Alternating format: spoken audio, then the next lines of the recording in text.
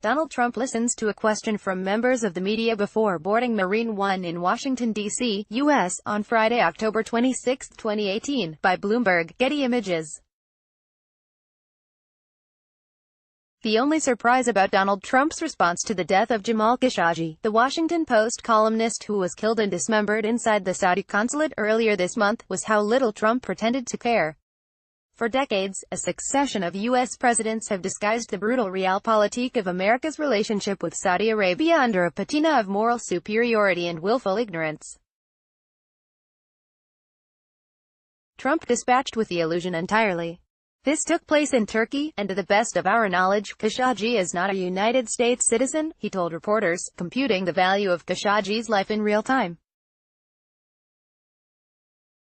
He's a permanent resident. On the phone with Fox News, when asked about the possibility of canceling an arms deal with Riyadh, Trump was similarly forthright regarding the hard economic calculus.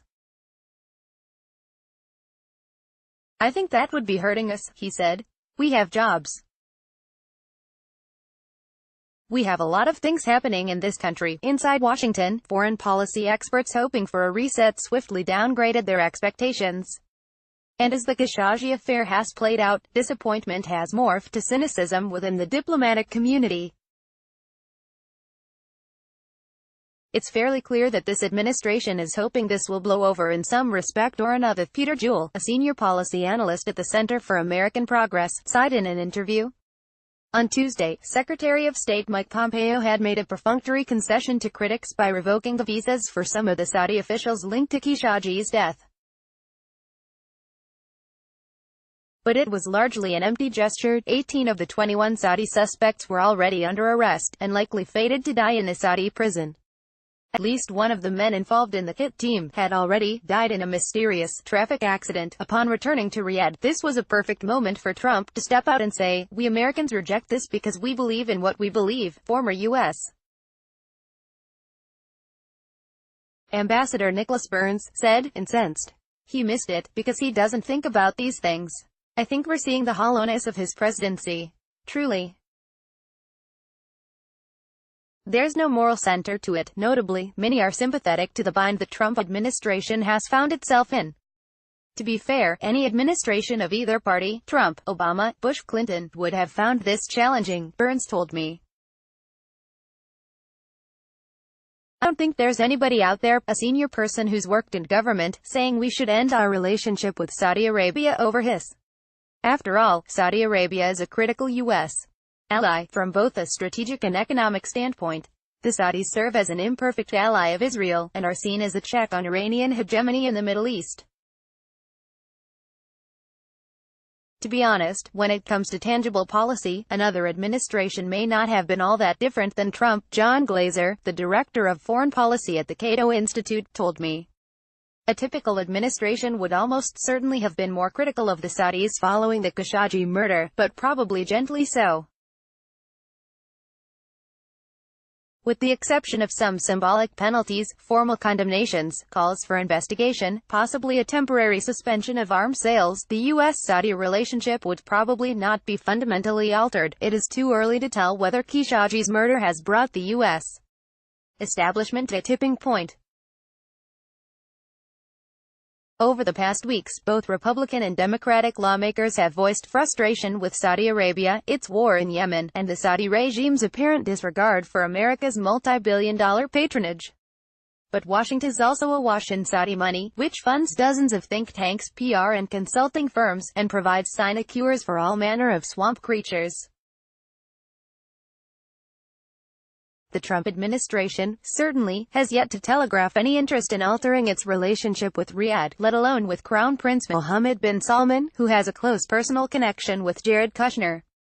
If there was a window for Trump to exert his leverage over Saudi Arabia, a desert economy with a singular, but depleting, natural resource, he missed the opportunity. Nor did he bother to engage with the European Union or NATO allies, as past administrations likely would have done, signaling the extent to which "America first" has also come to mean America alone. Meanwhile, Jewell lamented, the Saudis are very much all in on Trump. They're trying to see what they can get away with in however long he's in office. They're trying to run the table, Thomas Lippman, who served as the Middle East bureau chief for The Washington Post, put it more succinctly. The Crown Prince is clearly going to brazen it out. There is not going to be any fundamental rupture in relations between Saudi Arabia and the United States, he said. I am not saying that people are not upset about it. I am saying that on the scale of grievances that Saudi Arabia and the United States have had over the past 75 years, this too shall pass. Lippman, the author of Saudi Arabia on the Edge, noted with dismay the limits of America's historical memory, and the sins that are excused in the name of global stability. Nothing that happened to Jamal Khashoggi is in the same ballpark as the death of the collective outrage in the United States over 9/11. And did not lead to even a temporary rupture of economic and strategic relations with Saudi Arabia. As the White House attempts to move on, the diplomatic community has turned to Congress. I think if there's going to be any movement on it, it's going to come from Congress, Jewell said. Outrage on Capitol Hill quickly eclipsed the White House's glacial response as grisly details of Khashoggi's death became public in the weeks since Khashoggi disappeared inside the Saudi consulate in Istanbul on October 2. We deal with bad people all the time, but this is in our face. South Carolina Senator Lindsey Graham, a traditionally staunch defender of the U.S.-Saudi relationship, said during an interview with Fox. As one congressional aide told me last week, across the Hill, there is just absolute disgust at what seems to have taken place. What Congress will do, if anything, remains unclear. Sending a strong bipartisan message to the White House, 22 senators released a letter that triggered the Global Magnitsky Act, requiring the administration to open an investigation into the circumstances surrounding Khashoggi's murder and issue a report on whether it will sanction the individuals involved. But Congress cannot force Trump to sanction anyone under the act. All they can do is call for a report from the executive, and kind of potentially embarrass the executive if they choose not to impose those sanctions, said Jarrett Blanc, a senior fellow at the Carnegie Endowment who previously served in the State Department. That is certainly what they are doing so far. There are other areas, however, where Congress has greater leverage. For instance, any future U.S. arms deals with the Saudis will require congressional sign-off, and lawmakers have broad authority over funding U.S. involvement in Saudi Arabia's war in Yemen. We could, bluntly, really end their war, depending on how far we want to push in terms of the different kinds of support that we provide, and not providing it, Blanc said. They could radically change policy in that area if they choose to. To that end, a bipartisan group of lawmakers led by Congressman Jim McGovern have introduced a bill that would ban all arms sales and military cooperation with Saudi Arabia, effectively ending U.S. support for the war in Yemen.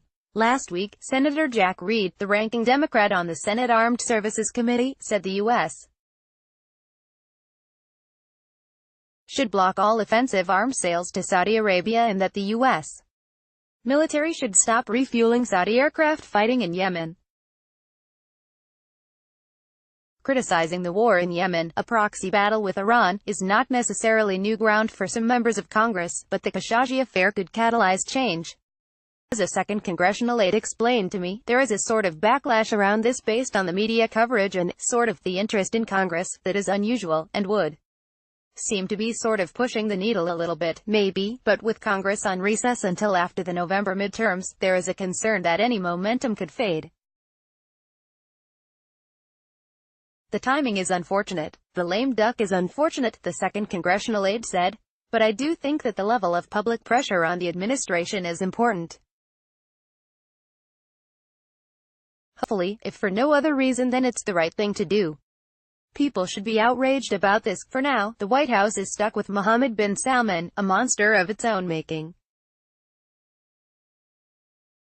He has been really successful in doing one thing. I think that may be his only real success. He has eliminated all competition and gave no other alternative to himself. Ali Al-Ahmed, a Saudi dissident and founder and director of the Institute for Gulf Affairs, told me. That is reality. You like him or not, that is a fact. There is no one. The big question for the Trump administration is what will its relationship with Saudi Arabia look like moving forward, knowing that MBS isn't going anywhere anytime soon.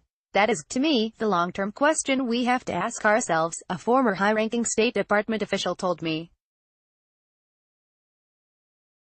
Regardless of how this story plays out, regardless of how the narrative eventually evolves, do we have a partner in Saudi Arabia on whom we can depend to conduct himself and the affairs of his nation in that mature, thoughtful, careful way?